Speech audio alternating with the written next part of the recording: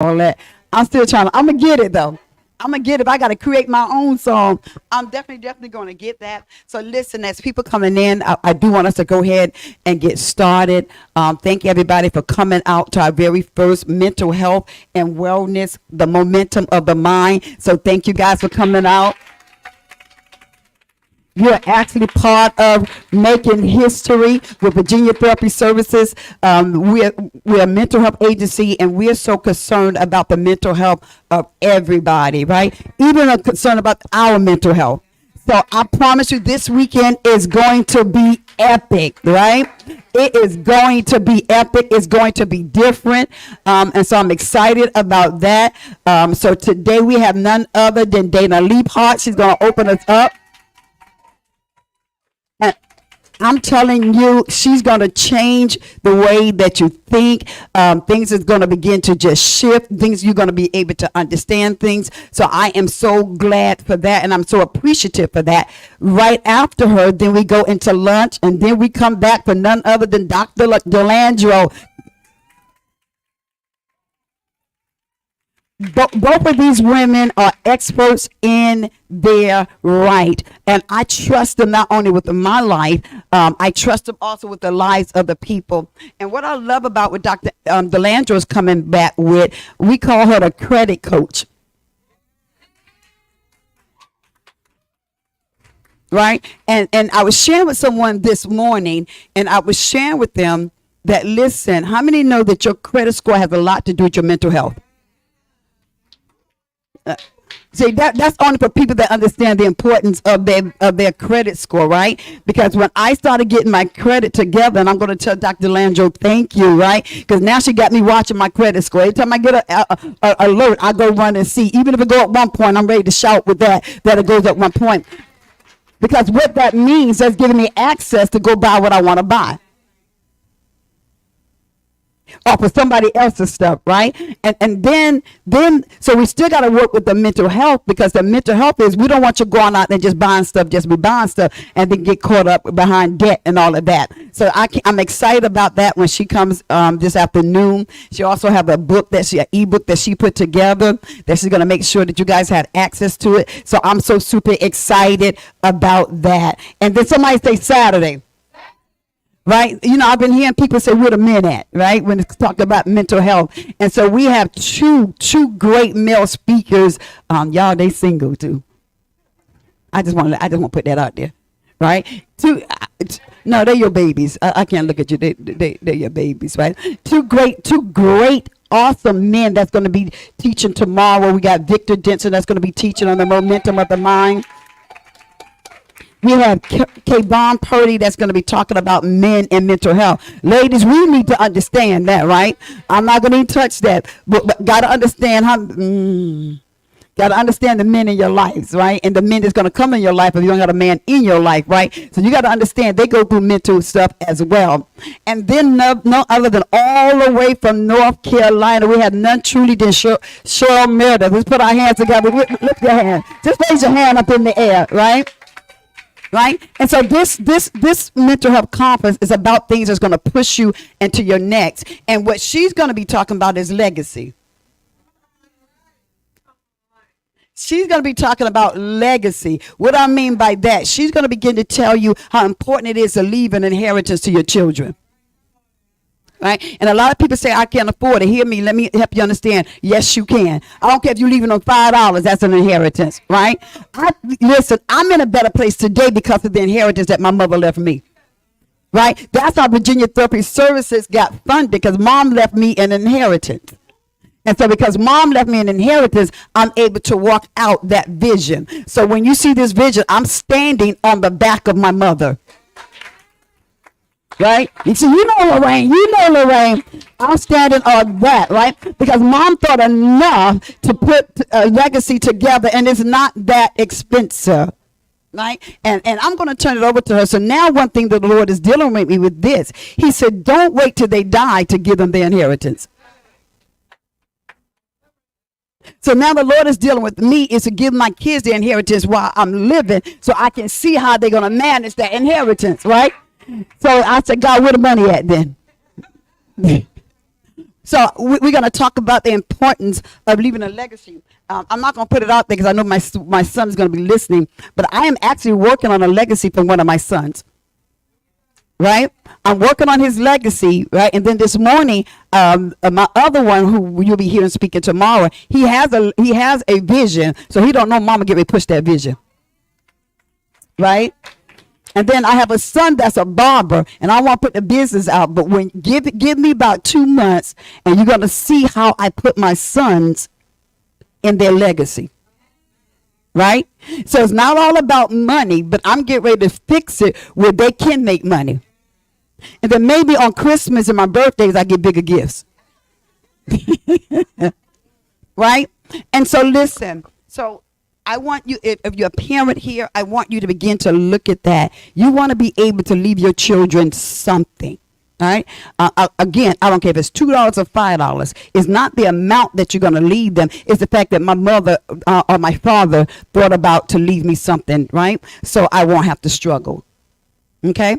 But listen, I hear you. And even if you don't have a good relationship with your parents, you can make a difference with the next generation. So are we ready to make a difference with the next generation? Are we ready for that? And then we're going to close it out. We're going to definitely close it out. So you won't see the church part really come in until Sunday, right? You won't see the church part. Yes, I am a preacher, but the Lord has given me the okay to not make Friday and Saturday churchy. But somebody say Sunday. Man, we going to break it down up in here on Sunday, right? The woman of God all the way from North Carolina, Maple Hills, North Carolina. She is coming. She has the right to release prophetic words over our lives. And you're just going to see the great things that God has in store for you. So that's all I have to say. I'm going to move out of this great woman of God way. And listen, I do want to put this out here. Even though we're not really going churchy, but we still men and women of God. Right? So this is an anointed woman of God. And what God's getting ready to release, it's going to change your life. Right? So I want you to know that God has, listen, anointed counselors. Right? And I'm one of them. She's one of them, right? So God is using his people in that so we can begin to help the lives of the people. So I'm going to move. I'm going to let Miss Dana begin to share who she is, tell her a little bit about her story, and have her way. Is that all right? All right. Love you, Mom. Good morning. Can you all hear me okay? Got it, babe? Good morning.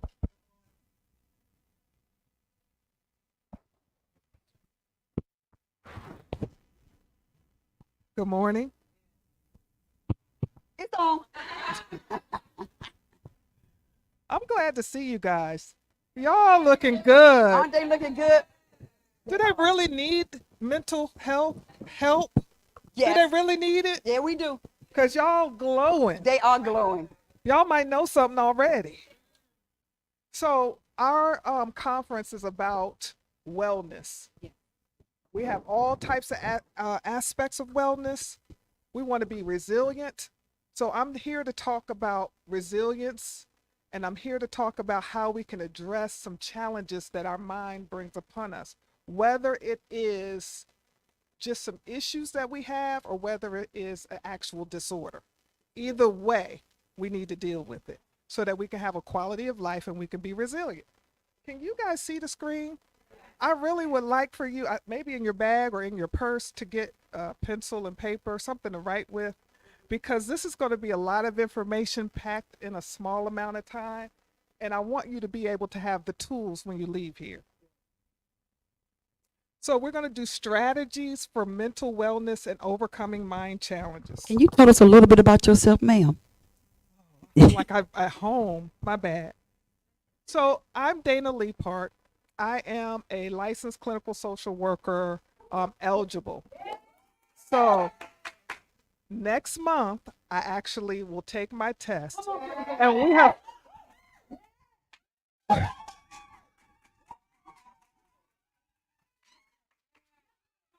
And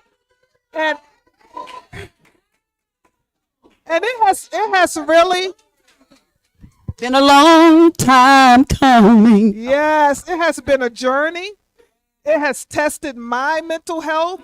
It has tested my resilience. It seems like on that journey, everything happened. That's good. It was like I was being hazed. Everything happened when I was trying to get my degree, Come on. when I've been trying to get my hours. We have to get 2,000 clinical hours. I've been, Apostle has been counseling me to kind of work through it. Part of it is me, part of it's them, but either way, we're going to get what's mine. Either way. Either way. Well, can we go to the next slide?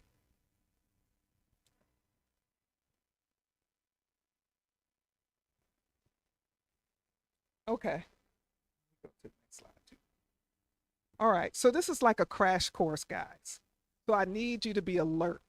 I need you to be with me. I need you to be engaged. This is going to be interactive. I'm not going to just be up here talking at you. It's going to be interactive. So we're in a safe space. Yes, we are. So we could be real. Okay. All right. So I'm telling you a little bit about myself, obviously, and I want you to know why this is significant. We have to understand how mental wellness is significant in our lives. We want to identify and address the challenges that we have as we do self-sabotage.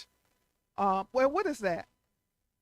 It's like procrastination, perfectionism, distorted thinking, comparing ourselves to others. It's a lot of things that we do to stop our progress. So it makes it like it's self-defeating. And everybody has this because it's built in. So if we can use the tools that I'm about to show you, then we can counteract it. I'm going to show you what I mean. And this is evidence-based. Okay, so we want to develop emotional intelligence. Does anybody know what emotional intelligence is? Anybody? Take a wild guess. Anya, what's emotional intelligence? I know y'all heard of artificial intelligence, but I'm talking about emotional intelligence.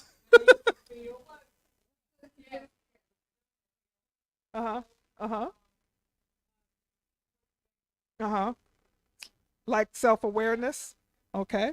I like it. I like it. So we're going to get practical strategies and tools so that we can overcome this self-sabotage and we can develop emotional intelligence. Okay. So listen, the first thing that we got to do before we can go anywhere is get rid of some baggage. I want y'all to peep this.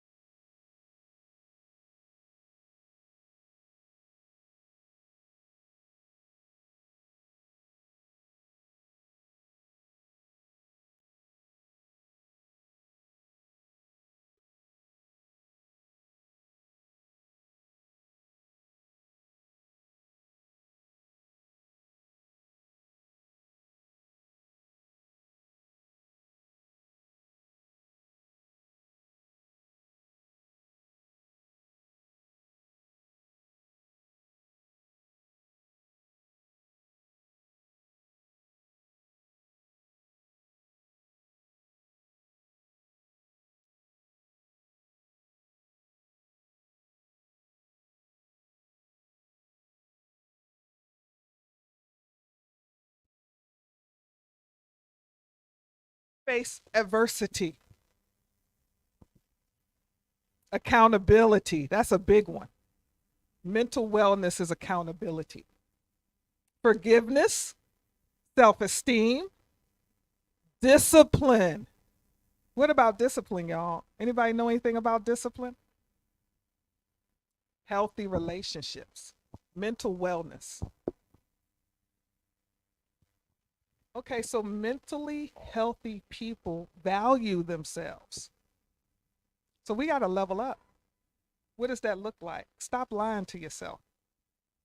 Be courageous enough to own your own stuff. If you're lying to yourself, then guess what? You're lying to everybody else. And we all have certain value systems that are probably very similar. And one of them is honesty and integrity, right? Those are values. But if you're lying to yourself, then you cannot be truthful with others. Then is that living up to the value system that you have of honesty and integrity? So that's, again, we have to look inward and do that self-reflection. We have to do the work. So another thing that I noticed about mentally healthy people is you have no competition. Apostle, you have no competition. Mm-mm. Your only competition is you. Keep raising the bar and just be better than you were yesterday. Understand this, Apostle. Understand you can't take everybody with you. You can't take everybody. We got to understand that. We don't want to be like MC Hammer. We take everybody and then we end up with nothing. No resources, not just money, but energy, emotional strength, time, all your resources, not just money, but you pouring into other people and taking them. They may not want to go and they may not be ready to go, or just may be too heavy. And it keeps you from reaching your goals, your potential. It makes you die inside just a little bit because you're not tending to yourself, you're tending to everyone else. This is a good one, guys. Learn to tolerate the distressing emotions that come with changing your behavior. It's going to hurt. It's times you're going to suffer. You got to be comfortable with knowing that that's temporary and that's just how it is. When you try to avoid the pain, everything gets worse. You just got to know, okay, growing pains, it hurts. Sometimes life just throws curveballs, but we can't just crumble and fall apart because we think we're not supposed to hurt. Can somebody give me some water? So you can withstand the pressure. There's resistance sometimes when we're trying to move forward. Okay, I want to do something with you. I want to show you something. We're talking about leveling up, right? Okay.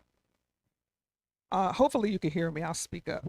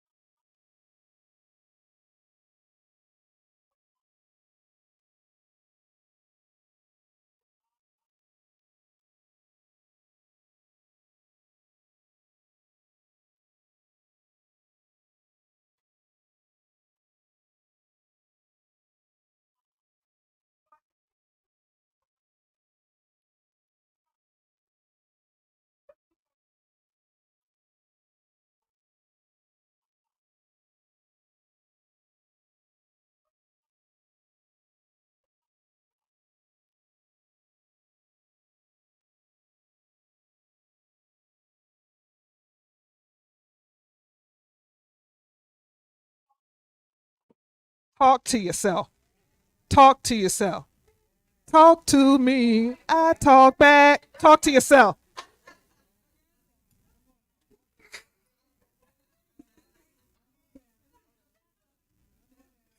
So, self regulation, motivation. What is motivation? April, I know you know. What's motivation? Yes, yes, yes. How do you get motivation? How do you get motivated? Yes, share. You talk back?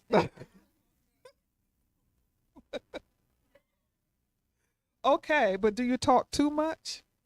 Okay. Okay. All right, so we're going to learn how to develop emotional intelligence. I'm just going to give you some tips because, like I said, this is a crash course. I want you to write this down because I can't get it all in. But I'm going to touch the tip of the iceberg. When you are developing emotional intelligence, and I know I will get an amen with the beautiful lady over there in the orange, don't talk too much. You don't have to tell everything. You don't have to, sometimes just observe. Silence is powerful. It says a lot when you're just silent. And then when you have something to say, really have something to say, people will listen because they know that you're not always running your mouth. Prayer, meditation, self-reflection, and release that extra baggage. It weighs you down. Invest in yourself. Invest. I have seen people that, I've worked with a lot of different people, all walks of life, but they'll go buy a $300 shirt, or they'll go buy a really, really nice car with this high car note, high insurance, high property taxes, but they won't invest in themselves to go to school. They won't invest in themselves to learn a trade.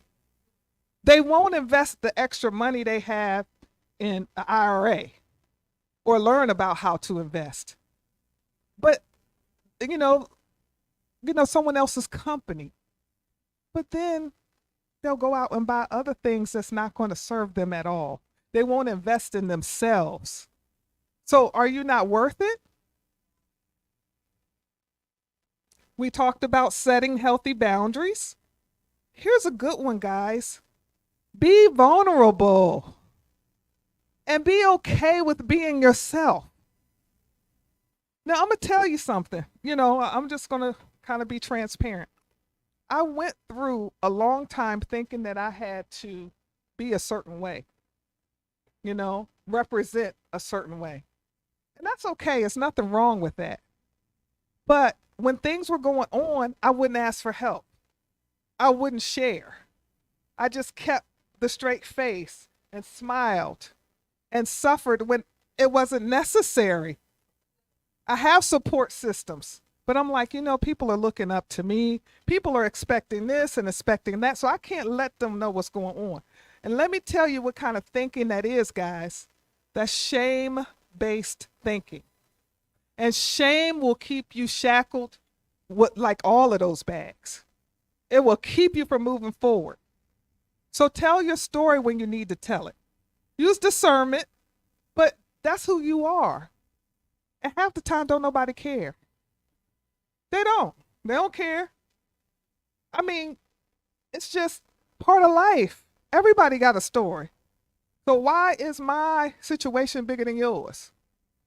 Why my low credit score is a big deal? Why is my divorce a big deal? Why is that I had a child out of wedlock a big deal? Nobody think about that. But I'm operating in all this shame. Not good.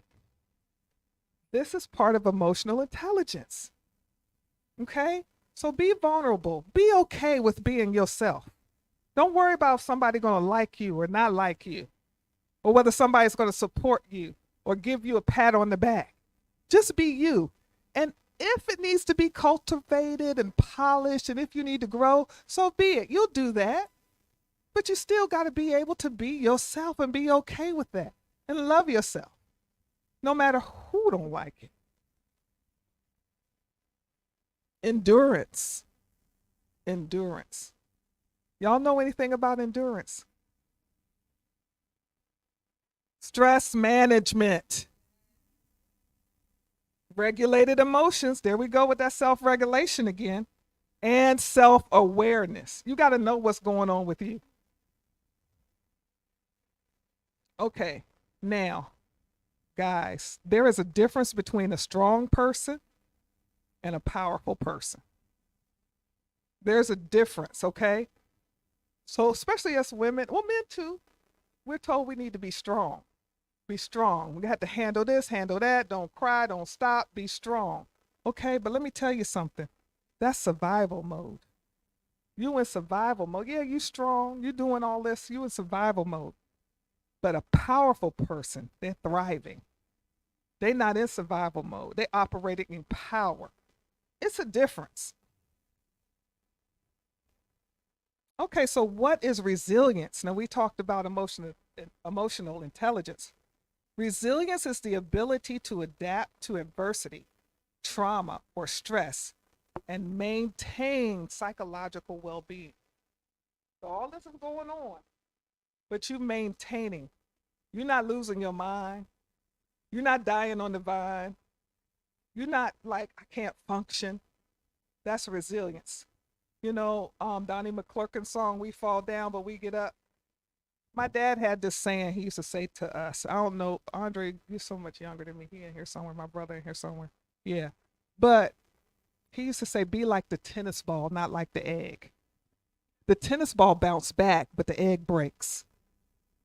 He used to say that when I was younger, and now I understand what it meant. He was telling me to be resilient. Okay, so now what impacts our ability to adapt to adversity? All of this sounds good, but what can impact it? It's the way we see the world and the way we engage with the world impacts our ability to adapt to adversity. It is the availability and the quality of social resources, and it's whether we have specific coping strategy. This all impacts our ability to handle adversity, to be resilient. All right. Now, I know here at the ministry, you guys have been working and dealing with your thoughts.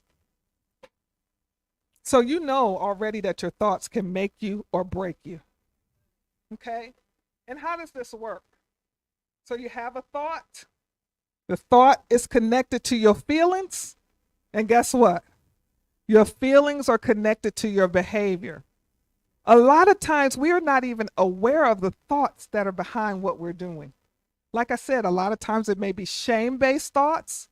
A lot of times it may be thoughts of feeling inadequate, thoughts that we have something to prove, thoughts that we're not good enough, thoughts that we're slighted in some way.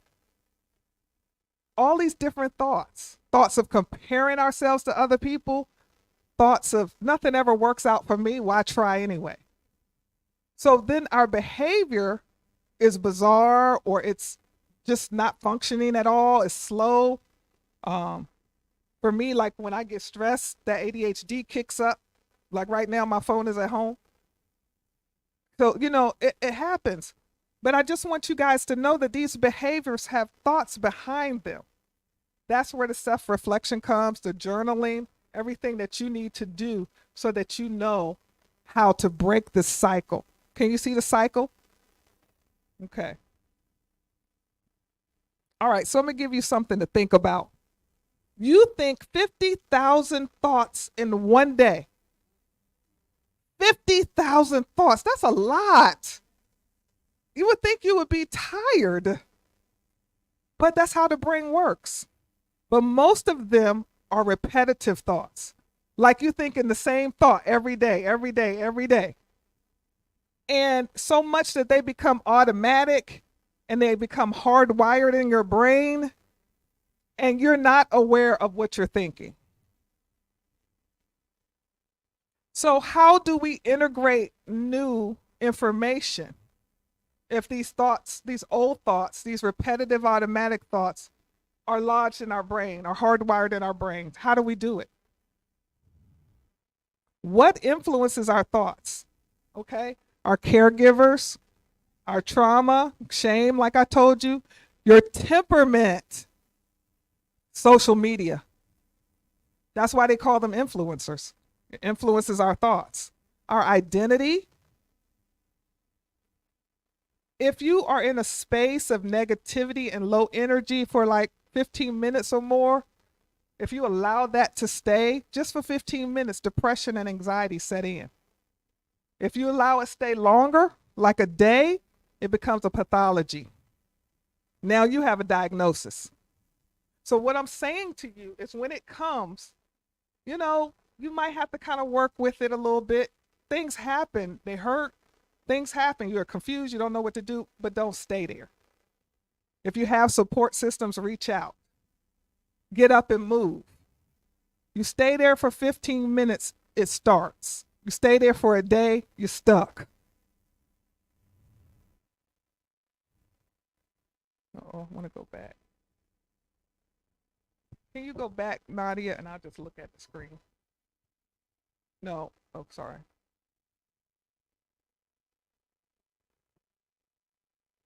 No, not that far. Right here. Okay. So, like I said, you have 50,000 thoughts going on. Look at this right here, number 1. Read that on yet. Thank you. All right. So, number 2 says trauma changes the brain, but it doesn't change your identity. So, I want you guys to stop saying, I am this, I am that. No, you're not. That's not your identity. So even if you say I'm a survivor, you know how they'll say I'm a cancer survivor, I'm a rape survivor. That's still identifying with the trauma. That's not who you are. You're totally separate. It happened, but it's not who you are. So stop identifying. Stop speaking I am this and I am that connected to that trauma. Self-awareness can help you face any crisis with lower stress levels, less emotional reactivity, fewer unintentional consequences. Okay, I'm gonna read that again. Self-awareness. This is what I'm trying to get y'all to see. This is emotional intelligence. Be aware of your thoughts. Know what you're doing. Know where you are. Know where your baggage is.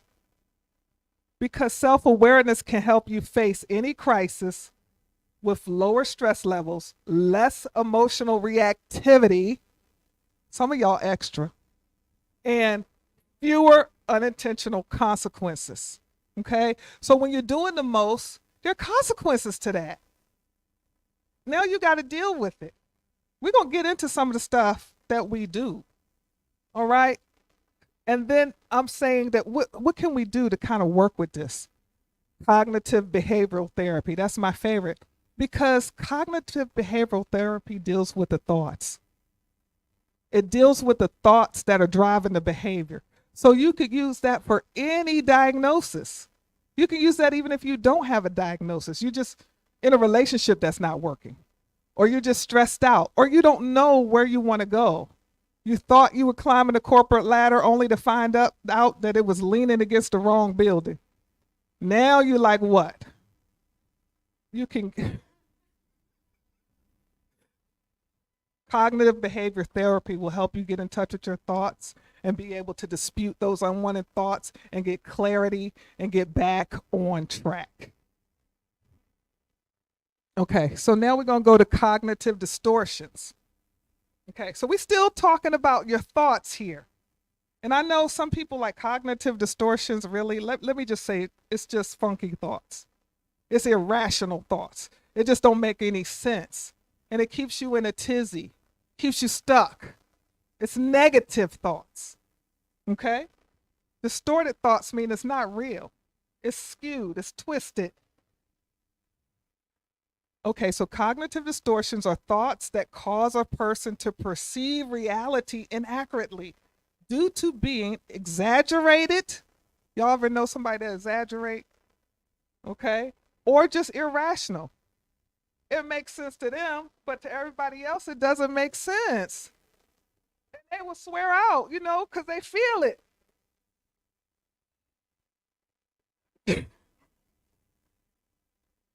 All right. So here we go, y'all. This is the good part. Here we go. Can you check out these pictures? Overcoming self-sabotage. What do you see in these pictures? What do you see? What do you think is going on? What's up with that? Who sleeps with their cell phone? Raise your hand. Cell phone in the bed with you. Raise them high. This is a problem. Listen. Seriously, guys, that's a problem. When you're wondering why you can't function and why you're just on all the time, you're not settling down. Even if the phone is not ringing, it's not no music, it's all. I don't have mine on 5G. It's still radiation right by your head. Look. That's why they tell us to get the little ear things, because it's radiation by your head. Don't even put it in your pocket, ladies. Well, men too, I guess, but I'm a lady. So I'm a lady. So, it's going close to our reproductive parts. Like we just do anything with this phone. We have to be careful and cognizant, okay? What's going on here? What do you think is happening with this person? Depression. Yes. That person is very overwhelmed. They have no energy, no motivation, and they stuck. Do you think this person is just like a lazy bum? They just don't want to do nothing. Look at their house. Y'all think they lazy? What do you think is going on with them? Yeah, they're overwhelmed. I'm gonna tell you what's happening with this person right here. They out doing everything. They running in people's houses as a QMHP. They cooking dinner for their husband. They running around town running errands for their mama. They doing everything. And look, and I got it from her because, Mom, when I was growing up, she did stuff for everybody. People was in the house. I mean, she just is a giver. So like I said, that gets passed down. And now I'm doing that. But guess what my room be looking like? Well, not quite that. But it's not like I like it. Put it that way. It's because once we do for everybody else, we don't have anything left. We're pouring out.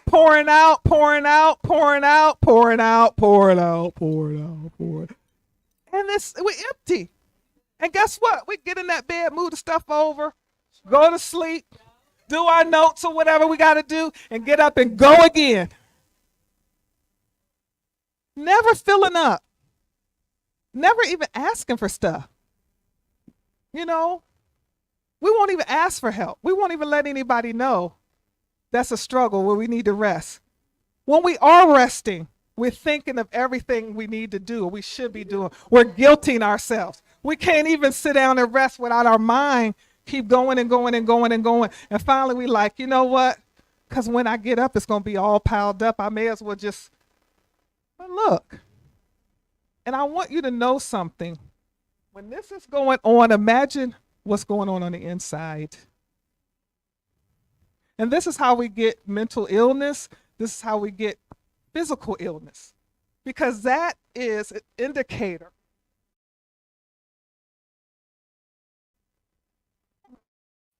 Okay, so this one right here, this is, go back. This one right here. That's self-medicating. That's impulsive and risky behavior. Who knows about that? Who knows about that? Do you understand that that's an escape? Because what's going on the inside, you don't want to deal with? Do you understand that that's medicating yourself? And then there's what? Unintentional consequences, because nobody want to be locked up. Nobody set out to be locked up. Nobody did. Nobody set out to be addicted to drugs. No, but you're trying to escape. So if you don't deal with this, you're self-sabotaging, because these are the consequences. This is just a few though.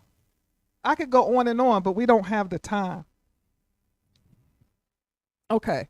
So self-sabotage is the actions or thought patterns, both conscious and subconscious, that interfere with your long-term goals and overall well-being. Okay, it's interfering. You self-sabotaging. It's actually a defense mechanism. It's when we refuse to consciously meet our innermost needs, mostly because we don't feel like we can handle them. So we got a need and we keep ignoring it. So we got to go self-medicate. We got to sabotage because we are refusing to deal with something. It's a defense mechanism. We self-sabotage when we're dealing with stressful situations, when we're dealing with past trauma. This is a good one. When we are protecting our self-worth in the face of potential failure, we will sabotage. You know how we sabotage? When we facing potential failure, at least in our mind, perceived potential. You know what we do? What do? We procrastinate. We wait till the very last minute to study for that test. We wait till the very last minute to put gas in the car. And then we breaking down and we late looking all crazy. Seriously. Y'all, I'm serious. And we grown folk.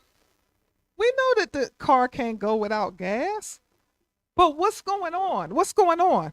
We're putting it off, we're procrastinating, and like consequences to that. And then we praying, talking about, Lord, please let the car get, Lord, you know.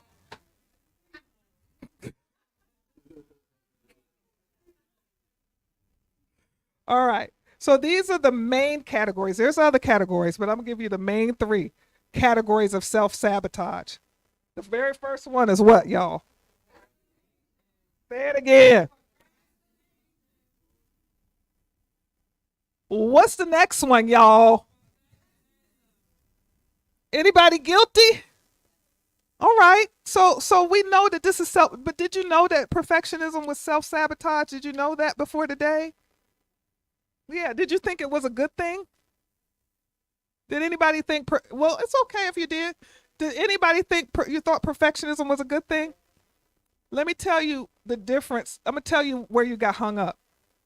Because some people confuse it with excellence. Perfectionism, excellence. It's 2 different things. Perfectionism will make you have an anxiety attack so fast that everything always has to be perfect. Things could not even get done because you'll have analysis paralysis because you're so busy trying to make it perfect. Sometimes good enough is good enough. Because if you have analysis paralysis, you get nothing done. Would you rather have nothing or a B? You know what I mean? Are you trying to do all this to get an A and then you end up with an F? Because you procrastinated to the last minute.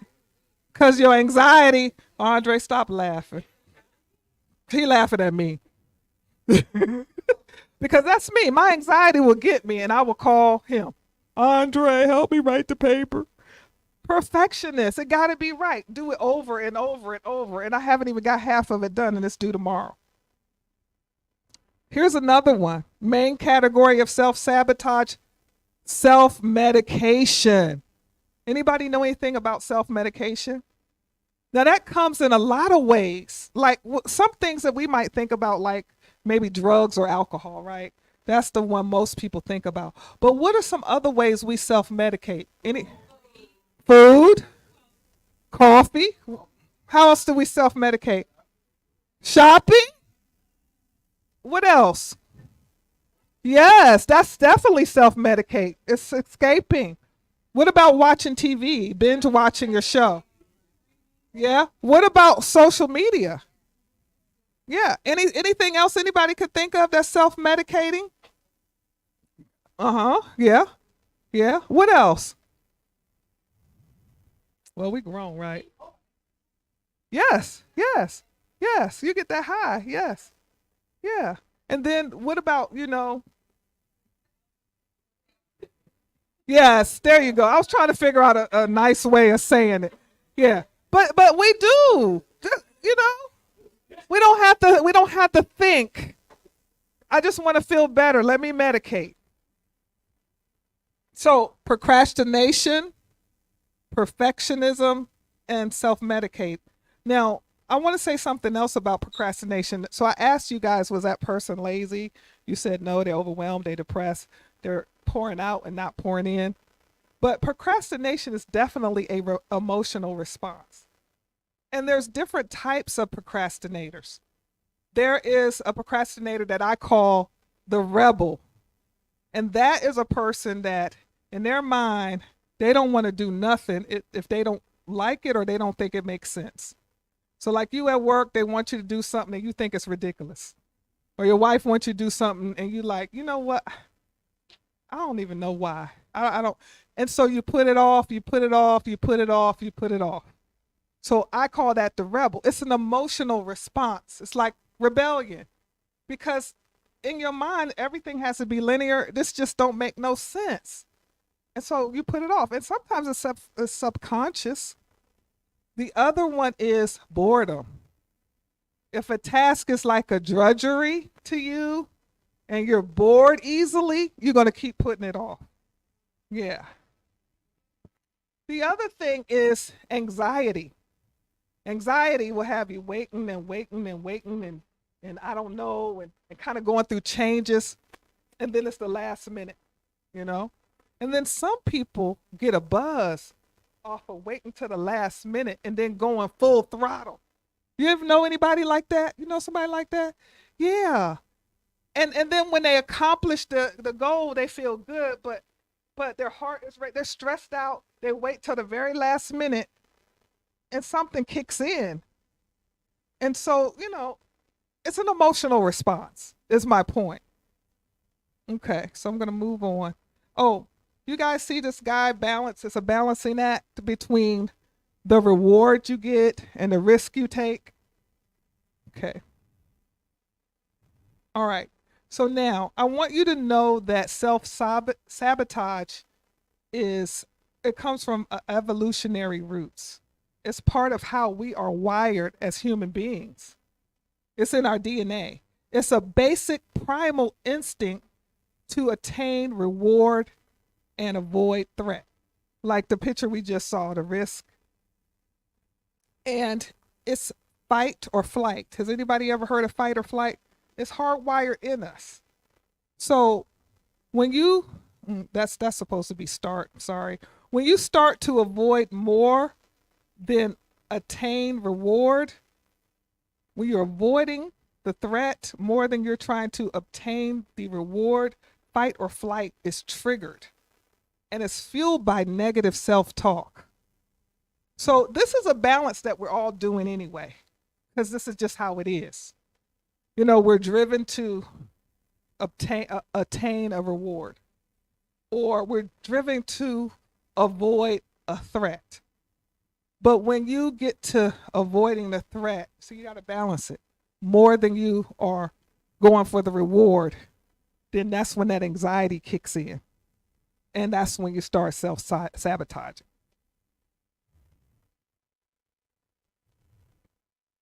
Life happens.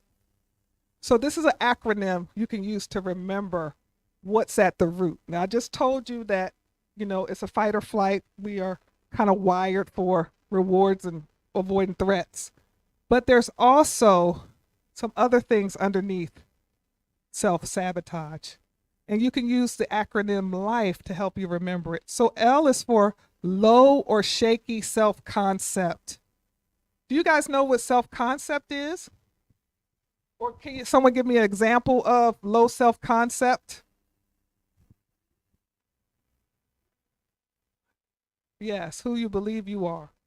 And so if it's a low self-concept, what is it? You don't think much of yourself. And sometimes it could be up and down, so that's shaky. When you have a low self-concept, somebody can say something to you, April. April, I'm so proud of you, girl. You're just doing the doggone thing. Wow, I wish I could be like you. I'm really proud of you, sis.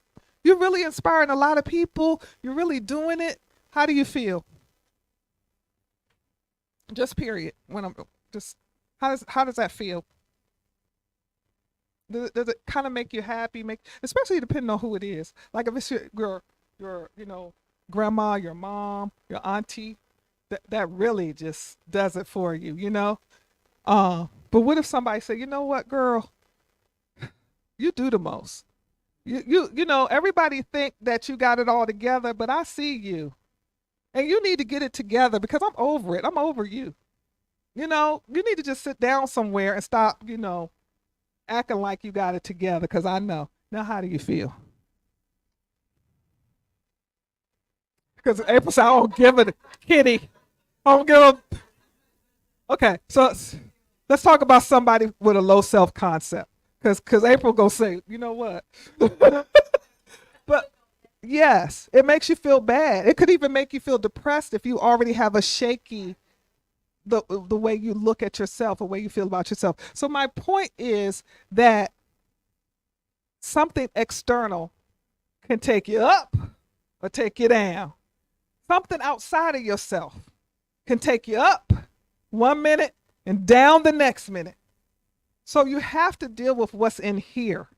You have to build up your self-concept because things are going to happen. And if you internalize, then guess what? You're going to self-sabotage. Okay? So I is internalized beliefs. So we have certain belief systems. We get them from different places. I think it was on an earlier slide. You can get them from your caregiver. You can get them from trauma.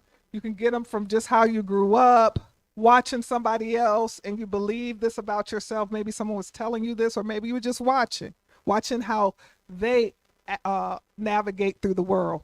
Like if you have like an avoided attachment style and you avoid in relationships, or you have an anxious attachment style and you got to be up under somebody, you pick that up. But if you have internalized these negative internalized beliefs, you're going to self-sabotage. You'll sabotage relationships, you'll sabotage jobs, you'll sabotage, and you won't even know it. You're constantly getting triggered. Okay? So the F is fear of change or fear of the unknown. So if you're operating in fear, I just went through this week. Something very important to me, somebody threatened to take it away. And I went through a whole lot of changes because I worked hard. Like they just have in my mind, they really didn't have the power. But in my mind, I let my mind, what did I say earlier?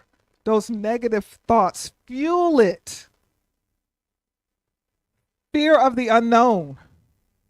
Okay, so we need to build up our faith, build up our resiliency on the inside so that we're not tossed and turned by these fears, okay? Because if we are, we're going to sabotage.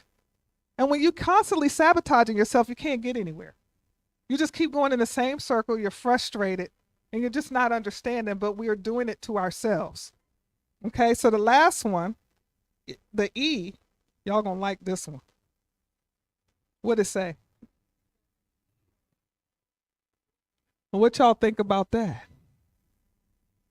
If you have an excessive need to control, what you think you're going to do? Because we know that we can't control everything. So we're going to be doing the most. We're going to be manipulative. And some of this is subconscious. That's why I said the self-awareness and the emotional intelligence is very important. Because you're manipulating now. You going through changes because you can't control. I'm going to show you how to mitigate that. I'm going to show you some tools to help you with that. But I want you to kind of think. Everybody is different. Everybody's situation is different. I want you to think of what you feel like you need to control. What is your thing? Is it your kids? Is it at work? What is it for you? Okay? Self-awareness, you have to reflect on these things. Sometimes they don't come to you just like that. You can also talk to somebody who knows you well, because they sometimes, that you trust, okay? Just don't be asking anybody, but that you trust. They can help you identify this in your life. Okay. So, overcoming self sabotage. This is what we want. We want to know that it's happening, how it's happening. You know, we're dealing with the baggage, all these thoughts.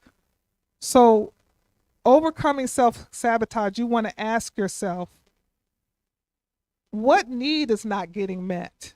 Remember, we talked about there's a need and that we sometimes are afraid that we can't handle it or what have you. So, the other question you may ask yourself, and this is like in your journaling time. So, if you're writing this, these are prompts that you can do in your time of reflection. What am I afraid of? Am I taking care of myself? What does that look like? What does taking care of yourself look like? Am I showing up for me? I show up for everybody else. Am I showing up for me? Am I tired by the time I get to me? Am I setting boundaries? Am I setting healthy boundaries? Am I eating properly? Am I exercising? Am I dropping my baggage and operating in forgiveness and gratitude?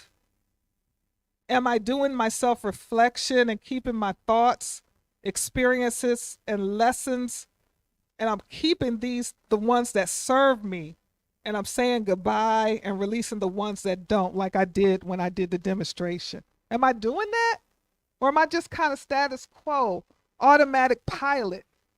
You know, I'm just trying to just keep going, just trying to make it. And I don't even know what's going on with me. Am I releasing things? Am I operating in gratitude or forgiveness? These are good prompts. Okay, so I have another acronym. We had LIFE. You guys remember what LIFE is? Lower shaky self-concept. What's I? Yes, internalized beliefs. What is F? Yes, of the unknown and change. And what is E? Excessive need for control. Yeah. So now I have another one. This is something that you can kind of do a self-check, right? So halt the BS, okay? So never get too hungry. H is for hungry. Never get too angry. A is for angry. Never get too lonely. Never get too tired. Now, who know what the BS is for? Don't say the other thing, because it's not that. It's not that. Never get too bored.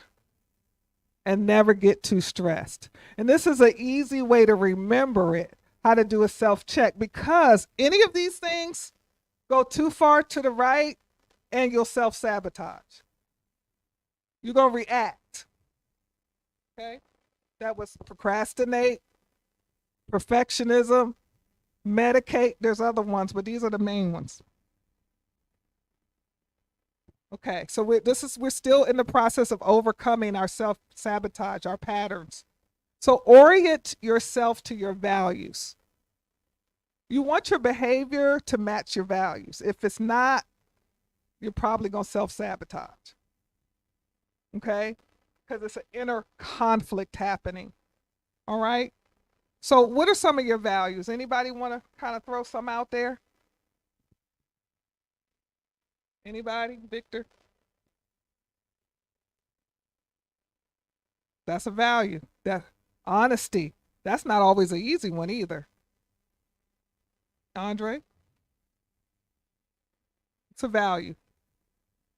What do you value? Okay. Okay. Okay. You want to be real? Okay.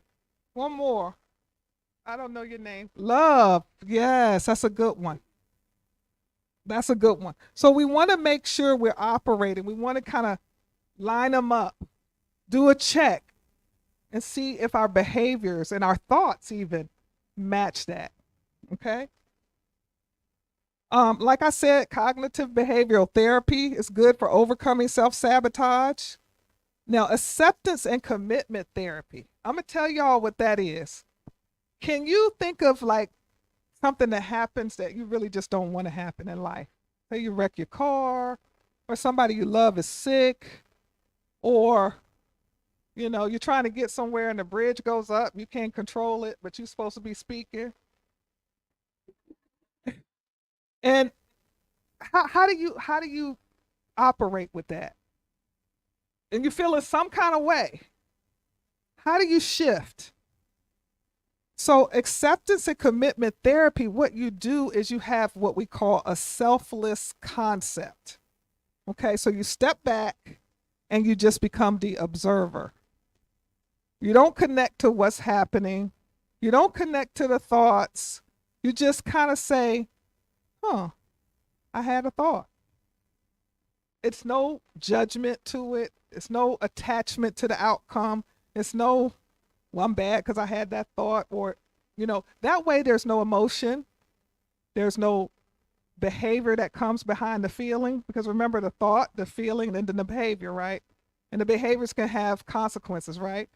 So if we could step back and become the observer of life, even when it's not good, we just watching it happen like we watch TV. Now, I'm not talking about dissociation, because then that could be a problem if you do that too much. You might end up with, what is it? They changed the name, identity dissociation disorder. Yeah, so what you want to do is just kind of step back and not attach yourself and not judge. That's it. You're not in denial. So we're accepting what's happening. We're not trying to change it. We're not trying to buck it. We're not trying to control it. We just accept it. And when you accept something that's kind of like seems crazy, then you can kind of peacefully decide how you're going to move. Now, I get to decide how I'm going to move. I'm not reacting. I'm not caught up. Does that make sense? Okay. So, like I said, the selfless context, you want to reframe your thoughts. So reframing your thoughts basically is when a negative thought comes, or a thought that is irrational, you come back with another thought that corrects it or that modifies it. And that's how you can keep yourself from having an emotion or having a behavior. It takes practice. Sometimes you may have something that's really strong on you. You have to do that 10 times a day, 20 times, 15 times. It takes practice. You can't just give up. And then you'll become good at it. It's like muscle memory. But if you don't practice, it's going to have control of you. It'll have you crying. It'll have you fussing out your boo or whatever. Spanking your kid when you really should have been patient. Walking off your job, fighting somebody, jumping in their face, and we grown, but hey. All right, so I just talked about observe without judging. Don't attach to the outcome. And here's another one. You got to remember who you are. Mom says that all the time. Remember who you are. So if you got these value systems, and you are the grandchild of Madeline and Leonard Powell, you got to remember, you don't roll like that. And see, after you do, if you're like me, everybody's different. But after I come out my bag, I feel bad. I weep. Because why? It conflicts with my values. That's not who I am. That's not how I want to be seen. That's not how I want to feel. But it happened. Because I didn't do this. You understand? And you don't want that too many times, because what? Unintentional consequences. You now in jail, or your room is a mess, or whatever. You're not functioning well. And things have a snowball effect. It may start off small, but keep going. Keep doing it. So remember who you are. Understand that your identity is separate than your experience.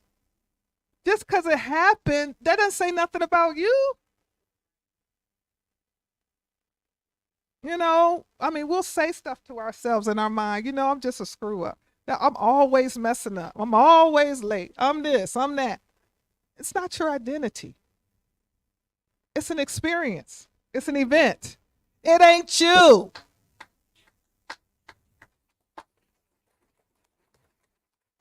Okay, so this is the conclusion, but before I go here, There was a slide that was cognitive distortions. I want to go back. We don't have to go back to the slide because I thought that I had an additional slide, but I'll just tell you guys. I want to give y'all examples of cognitive distortions. Cognitive distortions, again, are irrational thoughts that go through our mind that I'm wanting you guys to dispute. I want you to practice that. So I want to give you some examples so you know what they look like when they're coming.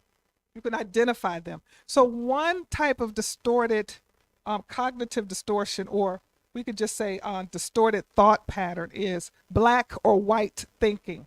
That's an example. Do y'all know what that is? Anybody? Yes, yes. One extreme to the other. There's no in the middle. This is how I think. Either it's black or it's white. And that's a problem. You can't operate like that.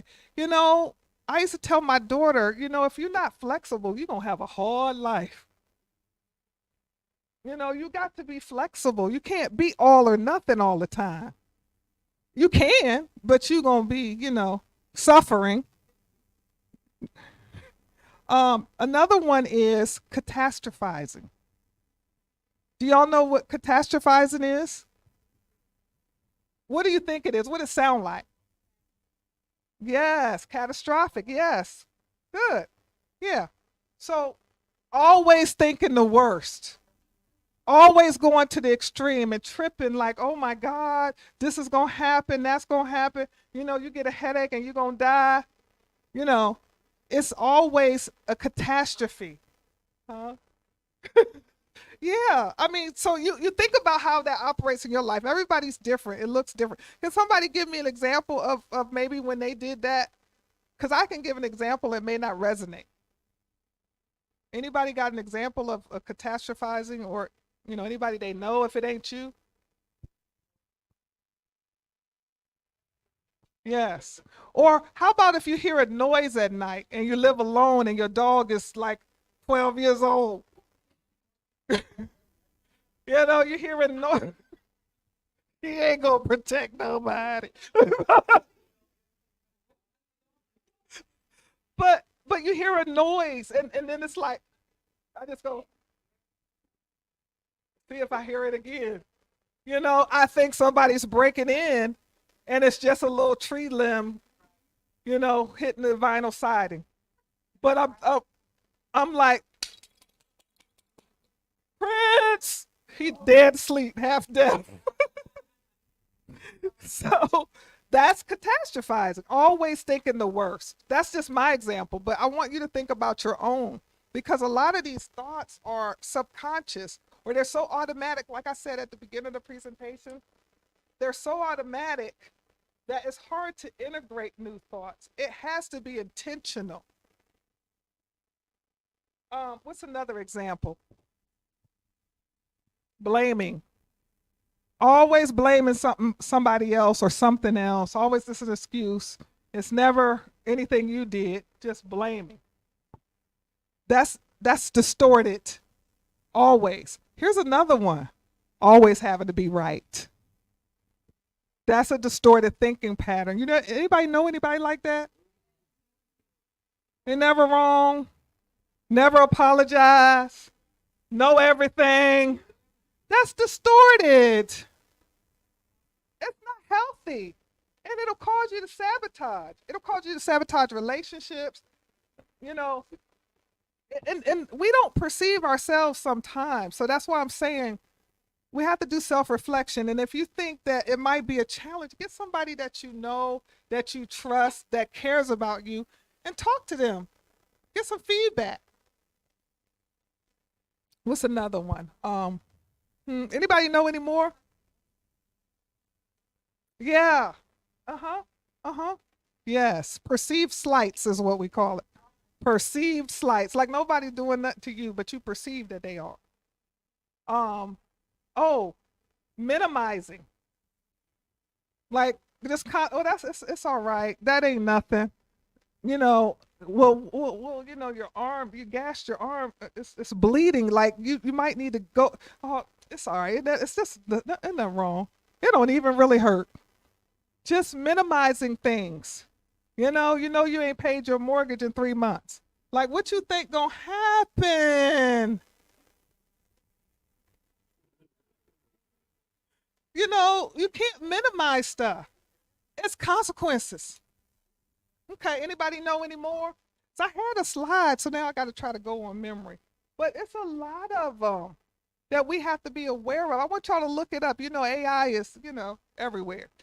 Look up distorted thinking patterns and see if any of them connect to you, and then work on it. Okay, so we're going to recap this. So mental wellness is extremely important. We know that. We know that people who are well value themselves, they invest in themselves, they are emotionally intelligent, they are resilient. These are qualities that I want to have. They're able to step back and be an observer of life, even when it's crazy. They understand sometimes stuff hurts and they got to go through it. They know how to keep up the pressure and level up so that they can keep going forward. They don't quit. They don't fall apart because they are what? Resilient. These are aspects of mental wellness. They have good relationships, good social skills. They're able to communicate, resolve conflict without going off the handle. They get overstimulated. They know to sit down and reset so it doesn't get so crazy that you have an anxiety attack or you just need to go lay down for 3 days. I'm tired now. I just can't function. And so, all right, so you want to develop that emotional intelligence and resilience. So we talked about the things that get in the way of that. We had the acronym LIFE, remember that? We had HALT, the BS, remember that? And so we want the practical strategies and tools to overcome self-sabotage. So we talked about ACT, acceptance and commitment therapy. We talked about cognitive behavioral therapy. We talked about getting your support systems, your accountability partners. We talked about self-reflection. These are the things that we can do to, we talked about, I was going to say rebuke, but dispute your distorted thoughts.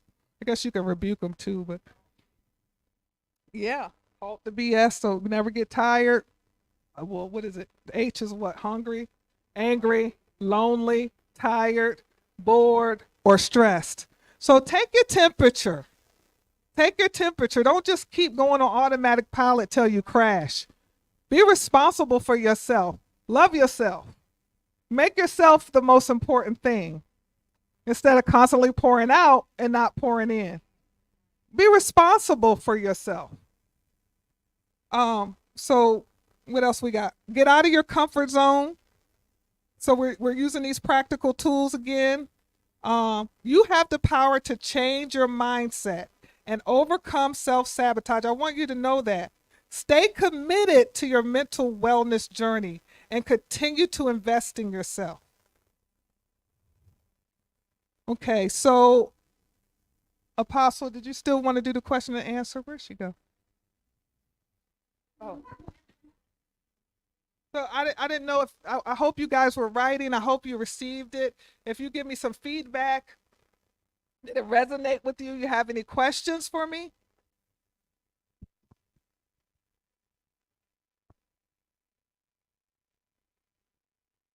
Got some money from me. Are you going to do the question and answer? Yes. Yes. How's everybody doing? Everybody doing fine? Yeah. That's a good thing. Really? Thank you, sir. I'll come. You better come to my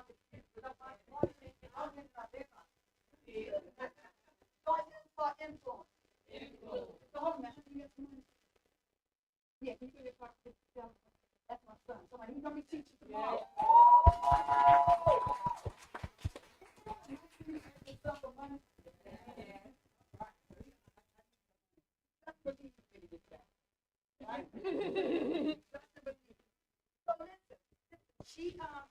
She went through a lot. It was very helpful.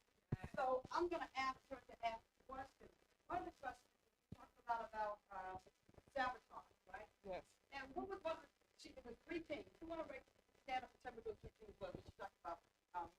Yeah, the categories. The three categories of sabotage.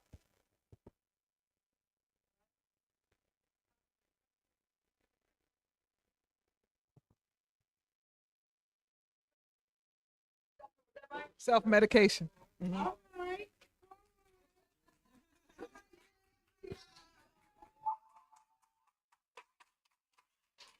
Oh, people gonna answer some questions now.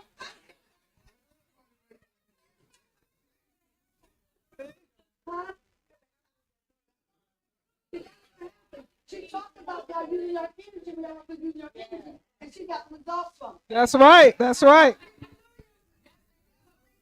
Yep. She ain't going back and I promise you it's been on all y'all. All right, there was give him another question. What is resilience? And how do you obtain? One at a time.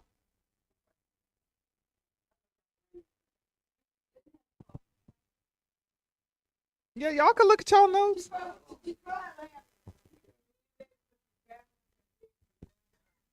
Yes, and face adversity without. So you want to be able to.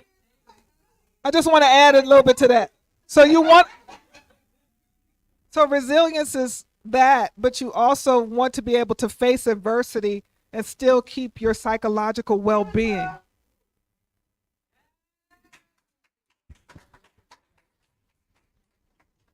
right, you talked a little bit about self-care. Yes. So what was I telling you guys about taking care of yourself and taking responsibility for yourself, showing up for yourself? Can someone give me some examples that I had shared with you? Did y'all hear the question?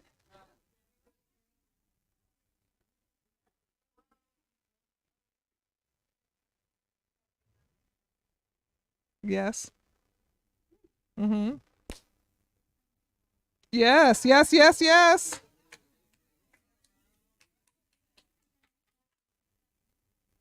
Yes. Money coming down.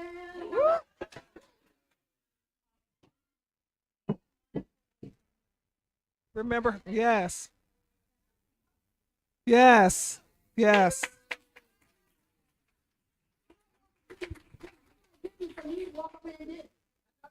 Come get the money. Oh, you don't want it. We both got money.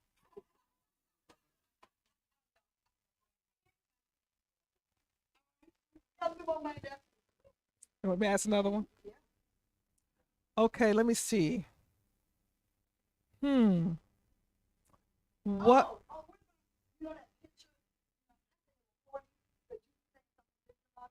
Yes. So the picture where the person's room was all a mess.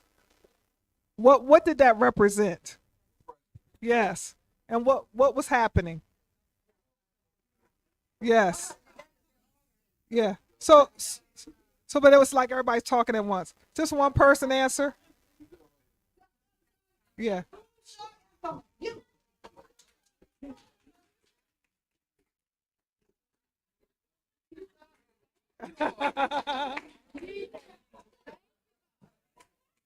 I know that's right. Let's see. What is motivation? Me. Yeah.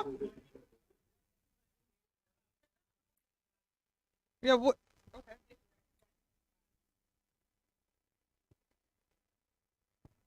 Yes. All right, guys. All right, we just got one more giveaway. One more. Let me make it a good one. What is distorted thinking? What is cognitive distortions? No. What you got, baby? A little. Give me a little more. Yeah. Give me some examples. Yes. There you go.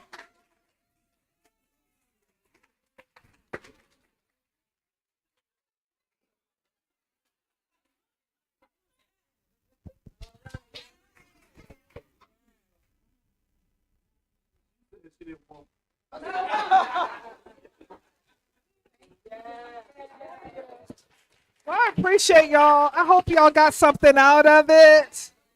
And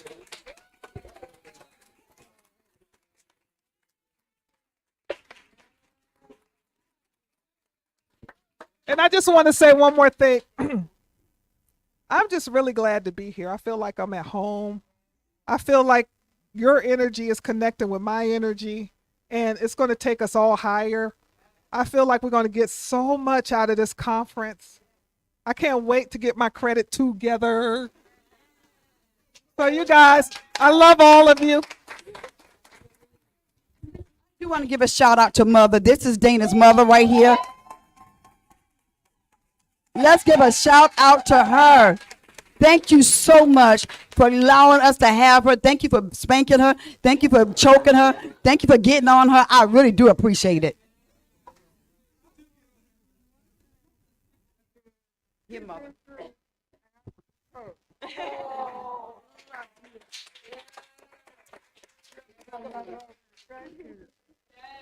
Thank you. Thank you. It's a miracle. All right. Wasn't that awesome? All right. So listen, we're going to take a break, and then there is lunch, but lunch is on its way, but there's still snacks and stuff back there for you guys to eat on. So I want you to take a break. I want you to, church folks all the time. It's always church, but I told him we weren't doing church today. He wanted to hug. You know how to go around church and do all that hugging? Hey, I got a question. How many like to be hugged in church?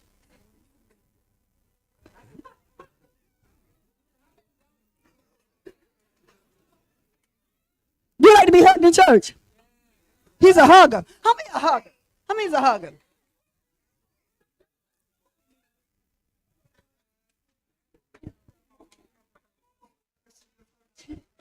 Oh no, Mama, you're fine. Mama, you're fine.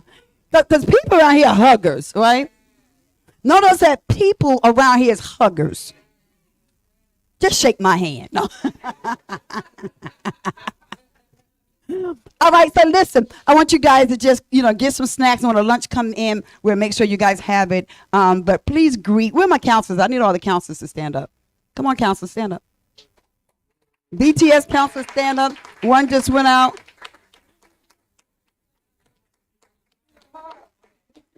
Yeah, so we have a great counseling team here. They are, not only are they great counselors, they are anointed. So I thank God for what he's doing in their lives. So again, we thank you guys for coming. I'm so super excited. So we're gonna let you get a bathroom break, get you something to snack on, right? And then we coming back to hear none other than Dr. Delandro. Right? I'm telling you, if your credit messed up, I promise you got your books. All right. You can tell who's her mentor, right? So I'm so super excited because I'm seeing the results, right? Even though I'm their mentor, I still learn from them. We push each other. And I'm telling you, I get excited when they give me a little alert. I'll be running. I can be with a client. I'm like, hold on, sugar. I'll be right back. I need to see my 1 point go up, right? Because I got a vision. See, I want one of them coaches. You know them coaches where you ride down the road? You know what I'm talking about? I don't want the one, is it called an RV? I don't want the one that attached to the back of the car. See, I want to be in the car while they drive. I got some places to go. And so I need that coach, right? I'm not asking for an airplane. I'm asking for, you said an RV? I need an RV that's really pretty, with white, my TV up in there, all of that. We just riding. So, Mama said it's done. Thank you, Mother. A miracle. Yes, ma'am. It's done. Yes, ma'am. I received that. Yes, ma'am. I received that. So I'm getting ready to go to the RV dealership. All right. Yes, ma'am. And you can't drive it. Y'all don't want Jason driving, y'all. No, ma'am. No, sir. No, Jason. I don't mind traveling with Jason, but Jason cannot drive with me. Jason can't drive because we'll be fighting. No, I'm not doing it. Yeah, Jason want to stop 50 times in a 3-hour drive. 3-hour drive. He want 50. No, we can't do that with you, Jason. No. Don't he got to stretch his legs, right? He'll be all right. He better learn how to do like this and keep on going. All right, guys. So listen, counselors, make sure you introduce talk to everybody, mingle with everybody, and I say we want to give us about 20 minutes. Give you guys time to go to the restroom and come on back. All right. All right.